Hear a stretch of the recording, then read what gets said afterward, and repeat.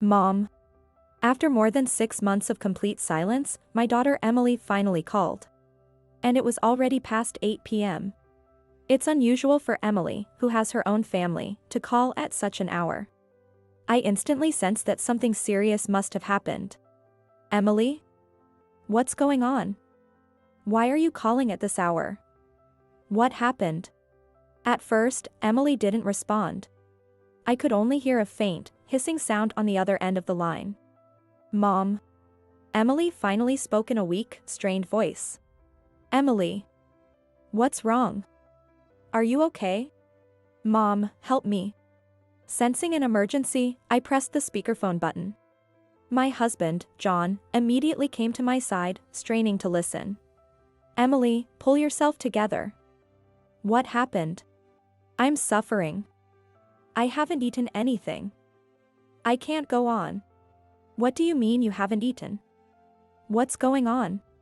They won't give me any food, my mother-in-law and her family, nothing. Images of Emily crawling on the floor, desperately reaching out for help, flashed through my mind. Emily's in danger.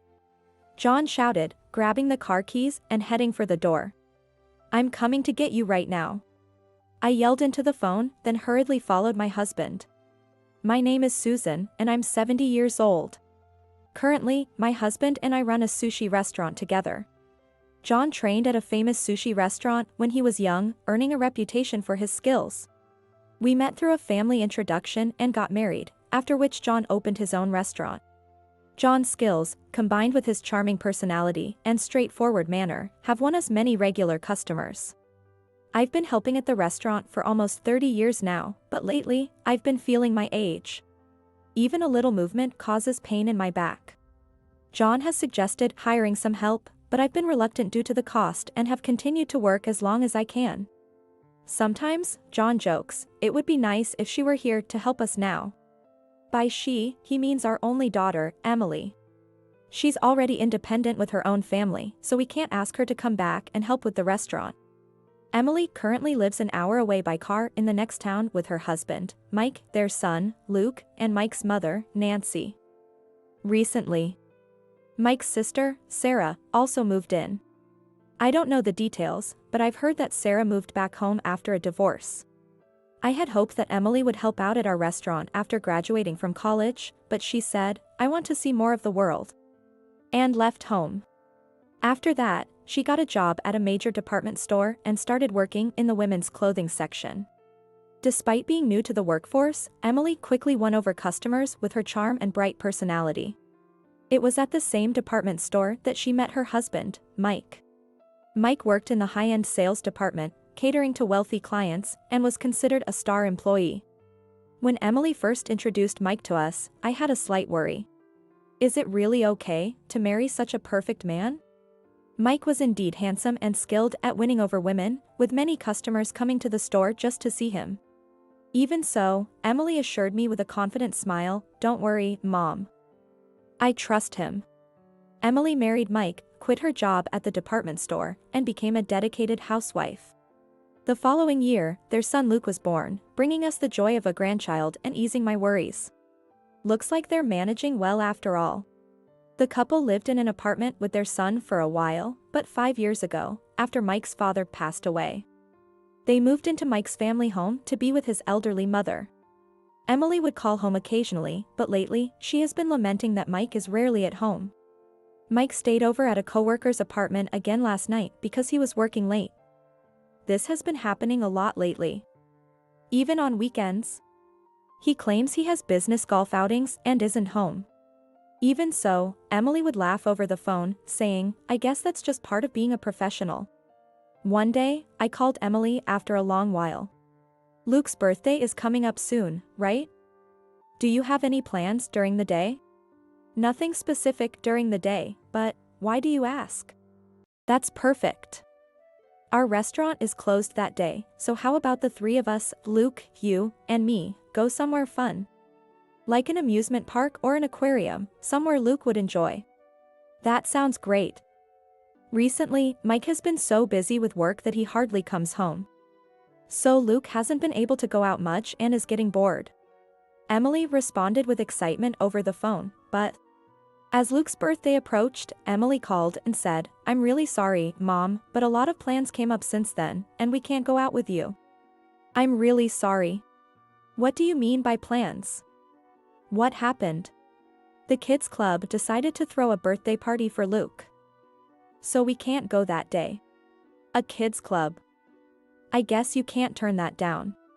I felt a bit disappointed but quickly switched gears. "Well, it doesn't have to be on Luke's birthday. Let me know when you have a free day. And we can plan something then." "I'm really sorry, Mom, but we won't be able to go anywhere for a while. Next week is a nature camp with the kids' club, and the week after that, swimming lessons start. It's just one thing after another. Kids these days sure are busy. It's a shame, but I guess we'll have to let it go." I was really looking forward to seeing my grandson again, so my disappointment was significant. I asked one of our regular customers who is a parent for advice on what games kids like these days and sent one of those games to Luke. "Mom, the present arrived." "Thank you." Emily called to thank me. But there was something off about my daughter's voice, something I couldn't quite place. Maybe it's a mother's intuition, but Emily, usually so bright and cheerful, sounded unusually subdued that day. "What's wrong? You sound tired today." "Nothing's wrong. I'm just fine as usual." "Are you sure?" "As long as you're okay. Thanks for the game, by the way." "About that. I don't really know what kids like these days, so I sent something that was recommended to me." "Did Luke like it?" "Of course. He said, 'Grandma's the best,' and he loved it." For some reason, Emily seemed eager to end the call quickly. Almost like she didn't want to prolong our conversation. "Is everything going well with you guys? Why do you ask?" "We're doing fine. Don't worry about us. Didn't you mention that Mike has been coming home late recently? Has anything changed since then? You're such a worrywart, don't worry about it. Just forget about that. Besides, phone calls aren't free. And I'm sure you're busy with the restaurant." "Wait a minute. It's not about me right now, it's about you." But before I could finish, Emily hung up the phone. I was just trying to check in, but Emily seemed to avoid my questions and abruptly ended the call. It was as if she didn't want me to dig into her family affairs. It doesn't seem like a simple matter. I felt uneasy. After the restaurant closed, it was our routine for John and me to relax in the quiet living room, having a drink and unwinding from the day. That night, we were relaxing as usual, reflecting on the day's events. About Emily, something seems off. She sounds tired or down. I can't quite tell. You call her from time to time, right? I called her today, but she abruptly ended the call. Are you saying she's trying to keep you at a distance? It's not that she's pushing me away, I think she just doesn't want to worry me. It's a mother's intuition. But I feel like Emily is hiding something from me. John folded his arms and remained silent for a while, then said, "Could it be related to that thing?" "What thing?" After hesitating for a moment, John decided to speak. "One of our regular customers mentioned something about Mike that concerned me." "What about Mike?" "One of our regulars said they saw Mike coming out of a bar with a woman who wasn't Emily." "No way. Mike would never do something like that. The woman wasn't young, but she was very beautiful. And she was dressed in flashy, expensive-looking designer clothes. It must have been someone who just looked like him," I said, trying to defend Mike. Or rather, it was my motherly instinct trying to protect Emily's marriage from any cracks. Of course, the regular didn't get a good look. They just thought the man looked like Mike. I didn't want to take the regular's witness for what it was. But I had heard that Mike had been coming home late and spending more time away even on weekends. Maybe Mike was seeing someone else. Without concrete information, my mind started to imagine the worst. I'm worried about Emily. She never complains. If she knows about this and is suffering in silence, don't think the worst. I'll do what I can. There's a lawyer among our regulars. I'll talk to them. After that, I was so preoccupied with thoughts of Emily that I accidentally broke dishes while washing them. Are you okay? You look tired. I kept trying to call Emily, but she rarely answered. Sometimes, she'd give me a brief update, saying, "I'm doing fine," but her responses were always very brief. Whenever I tried to delve deeper into family matters, she would laugh it off and quickly end the call. Her voice over the phone sounded weaker and more lifeless each time. Remembering Emily's bright, cheerful smile from before her marriage, I was overwhelmed by growing anxiety to tears. About 6 months later, Emily, who had completely stopped contacting me, suddenly called. And it was already past 8 p.m. It's unusual for Emily, who has her own family, to call at such an hour. I instantly sensed that something serious must have happened. "Emily? What's going on? Why are you calling at this hour? What happened?" Emily didn't respond. I could only hear a faint, hissing sound on the other end of the line. Even so, I was certain it was Emily holding the phone. "Is there anyone around? Are you alone there?" From the absence of background noise, I assumed she was alone. "Mom." Emily finally spoke in a weak, strained voice. "Emily. What's wrong? Are you okay? Mom, help me." Realizing the gravity of the situation, I pressed the speakerphone button. John immediately came to my side, straining to listen. "Emily, pull yourself together. What happened? Tell me. I'm suffering. I haven't eaten. I can't go on." "What do you mean you haven't eaten?" "They won't give me any food, my mother-in-law and her family, nothing." Images of Emily crawling on the floor, desperately reaching out for help, flashed through my mind. "Emily's in danger," John shouted, grabbing the car keys and heading for the door. "I'm coming to get you right now." I yelled into the phone, then hurriedly followed my husband. We were silent during the drive. John gripped the steering wheel tightly, his brows furrowed and veins bulging on his forehead. He was filled with an indescribable fear and anger over the possibility that our precious daughter might be suffering unjustly. Looking in the mirror, I was sure I had the same expression as John. Holding back my tears and closing my eyes, I could see the innocent, childlike smile of young Emily. Remembering her as a pure-hearted girl who knew nothing of the world's evils, reaching out to John and me with her small hands to share happiness, made my chest tighten with frustration. Emily is asking for help. Thinking of that, I felt ashamed that we hadn't noticed her suffering sooner. From her voice on the phone, it was clear that Emily was very weak, even without seeing her in person. It was hard to believe that Emily, who had always been the epitome of energy and joy, was now pleading for help in such a weak voice. Looking out the window at the dark streets, I thought, this must be a dream, just a bad dream. As we drove through a quiet residential area, the lights spilling from each house seemed to carry the laughter of families. And I felt a renewed pang of sadness, thinking that should be Emily's and our reality. Though it would usually take an hour during the day, the roads were relatively clear since rush hour had passed. And we quickly arrived at Emily's house. "Are you okay? I can handle this alone if you want." John's kind words showed his concern, but this was a family matter. No matter what awaited us, I was determined, we will save Emily with our own hands. When I rang the doorbell, a carefree voice responded from inside after a brief pause. "Hello? Who's there at this hour?" In stark contrast to Emily's urgent phone call, Mike's relaxed and casual voice left us bewildered. "This is Susan, Emily's mother." When I identified myself, Mike fell silent, then slowly replied, Is there something wrong?" He opened the door slightly and peeked out at us. "I'm sorry for the late hour, Mike. But this is urgent." John wedged his foot in the door's crack and pushed it open forcefully. "What are you doing, John?" "We're coming in." We barged into the house with a resolute attitude. Standing in front of a narrow, dark room at the end of the hallway, I said, "Emily is in here, isn't she?" I can't explain why.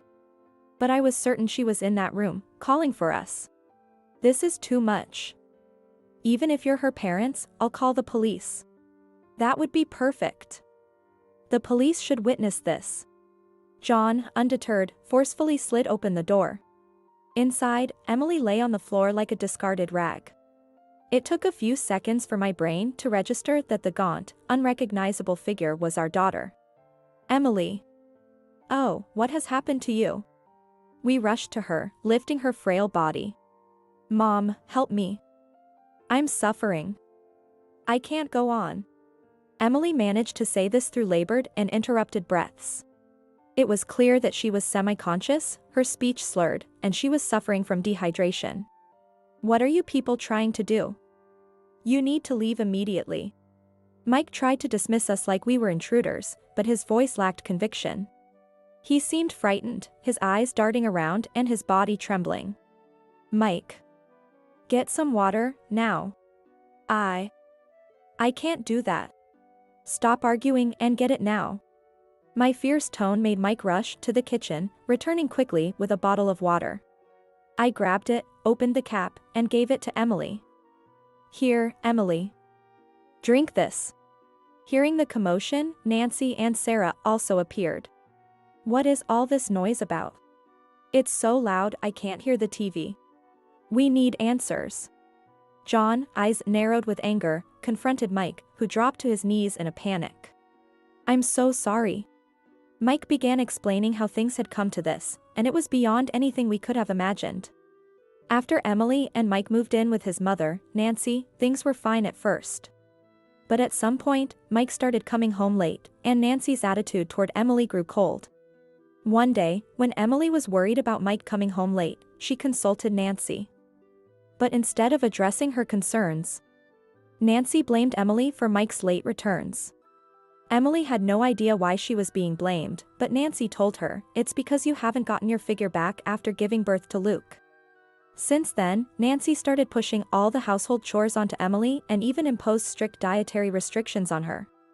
Despite this, Emily tried to keep her spirits up and handle the unreasonable demands, but Nancy didn't like that. The harassment escalated, and Nancy began controlling all of Emily's finances under the pretext of preventing her from buying snacks. To make matters worse, Mike's sister, Sarah, who had moved back home after a divorce, joined in, finding it entertaining. Nancy would have Sarah monitor Emily whenever she couldn't. The hardest part for Emily was being denied the chance to care for her own son, Luke. Even though they lived under the same roof, not being able to raise the child she had given birth to was incredibly painful and heartbreaking. Nancy unilaterally prohibited Emily from seeing Luke and had Sarah stop her if she even tried to approach his room. While Emily was forced to clean the bathroom or the toilet as punishment, Nancy spent fun times with Luke. "That's all I know." With those words, Mike collapsed to his knees, defeated. "How dare you speak about our family's shame so easily? Yes, I can't believe you'd blab about such nonsense to strangers. You've really become a coward, brother. But that's not all, is it? There's more you're hiding, isn't there?" Mike looked up with a startled "huh," and a look of unease appeared on his face. Just then, we heard a taxi stop outside, and someone got out. "Looks like they've arrived." Mike, Nancy, and Sarah looked confused, not understanding the situation. Soon, a tall gentleman in his 50s appeared, and Mike's face turned pale.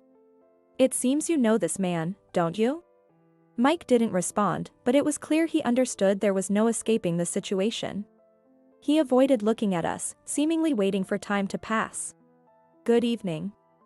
My name is Greg. This is the first time I'm meeting the family in person, isn't it?"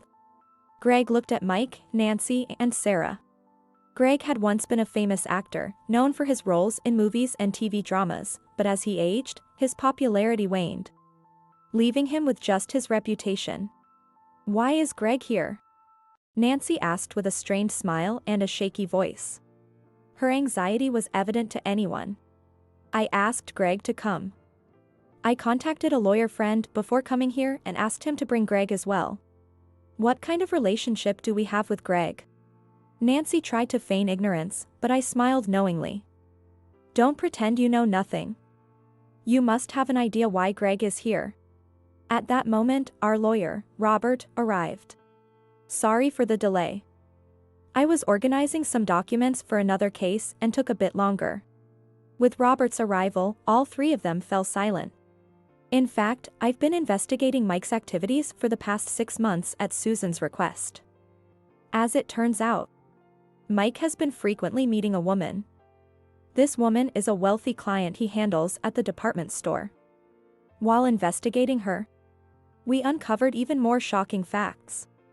The woman in question is my wife, Lily. Greg added in a calm voice. When Lily asked me for a divorce, I was surprised but also thought, "Ah, I see." She had been sneaking out often. Thanks to Robert, I understood everything. I wanted to hear directly from Mike about this, which is why I'm here. Mike stood up slowly, his voice weak as he began to confess everything. Like Robert mentioned, Lily and I met as a client and salesperson at the department store. Over the years, our relationship deepened. Initially, I saw it as just an affair, but when Lily got pregnant, we couldn't turn back. We planned to divorce our spouses and remarry. I'm deeply sorry. Mike knelt at Greg's feet, apologizing deeply. When I was a popular actor, Lily showered me with smiles, but as my career declined, she turned away. Meeting someone like you must have been irresistible for her. She's always wanted to have everything she desires. Greg chuckled weakly. Although Mike wanted a divorce from Emily, he couldn't easily ask because of the risk of alimony due to his affair. So he turned to his mother, Nancy, for help. At first, Nancy opposed her son's divorce, saying it would look bad, but when she found out the other woman was wealthy, she changed her attitude and actively supported it. Nancy thought that if Emily initiated the divorce instead of Mike, they wouldn't have to pay alimony. So she constantly harassed Emily, making life so unbearable that Emily would want to leave on her own. I believed in you. Despite her dizziness, Emily stood up on her own 2 feet, and the frustration of being deceived by her in-laws surged up, causing her to cry out loudly. I believed that if I lost weight, you would come back to me. That's why I endured all the unreasonable demands from Nancy and Sarah. But it was all just a plot to drive me out. It's okay, now. You did nothing wrong. You don't have to force yourself anymore. I hugged my daughter tightly.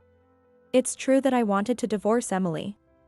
But I never thought my mom and Sarah would treat her so horribly. Even I am shocked. Wait a minute. I was only helping you to get Emily out of the house for your sake. It's your fault for having an affair in the first place. Exactly. You've been turning a blind eye to what we've been doing this whole time, Mike. Don't act like you didn't know. As the 3 of them started blaming each other, I was left speechless, while Emily trembled and shouted, "Stop it already. If you want me out of this house so badly, then I'll leave." Well, that would be helpful. Don't be happy about it, Nancy. I'll never forgive you. Once I divorce Mike, I'll demand a hefty alimony from you. With that, Emily yelled, "Luke. Where are you? Come down here, we're going to live with Grandma and Grandpa from now on." Okay, I'm coming. Luke ran down the stairs from his room and hugged Emily. After that, Mike's affair with a client was exposed, and he was dismissed from the company for severely damaging the company's image. True to her word, Emily filed for divorce and demanded a large alimony from Mike. Having lost his job and being forced to pay alimony, Mike got into a huge argument with Nancy and Sarah, which ended with him having to sell their house. Emily's anger didn't stop there, she also demanded substantial compensation from Nancy and Sarah for the emotional and physical abuse she had endured. Despite the constant harassment, Emily had kept a detailed record of her experiences, which helped her case in court. Back at home, Emily gradually recovered physically and mentally, returning to her former cheerful self. There were still some issues with Mike and his family, but with the help of the skilled lawyer Robert, everything was resolved. Incidentally, I heard a rumor that Mike and Lily did have a child.